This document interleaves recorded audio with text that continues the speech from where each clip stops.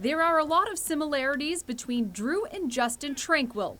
Both are Carroll grads, both play Division I football. The biggest similarity is we both have two torn ACLs. I mean, great knees. What a great knees. Younger brother Justin was the first to tear his ACL the summer leading up to his senior year at Carroll. A few months later, Drue would tear his during his freshman year at Notre Dame. Both were hoping for comeback years in 2015, and it was looking that way until September 19th. And that was Drue Tranquill all the way downfield on the coverage. And now he's down on the ground. I was having a great game. It was the best game I'd played probably in my life. I'd jump up, and it's something that I wouldn't have thought differently. I mean, now I'm obviously going to think differently, but it was a crushing moment for me because I knew the second I went down what had happened. Justin was suiting up at Western Michigan when he heard the news. I got a text from my dad and a couple of buddies, and they just said, like, Drue just went down with, like, an injury. He grabbed his knee. So, like, first thought for me is just like, you gotta be kidding me, like, this can't be happening again. I can empathize with him. I've been through it. Justin could soon empathize with his brother more than he would like. A few days later, he tore his second ACL, ending his freshman year at Western Michigan. It was non-contact. Just when I planted, it just heard the pop, and I went down.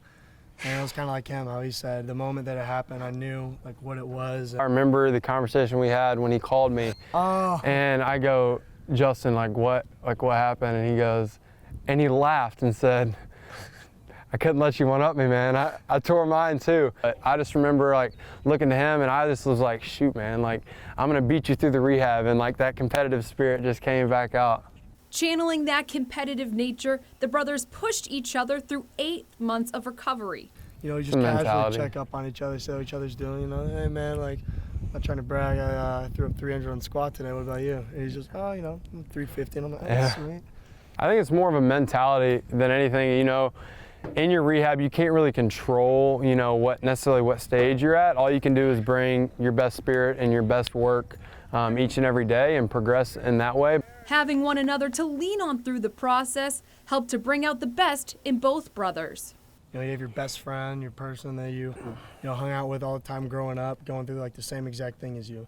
If you haven't gone through it, you can't necessarily understand like the patience and the work that kind of goes into the rehabilitation process. And it was nice in those times that I had struggle to be able to go like, Justin, like, man, like, how are you doing? Like, I'm hurting today. Like, my knee's been really hurting this week.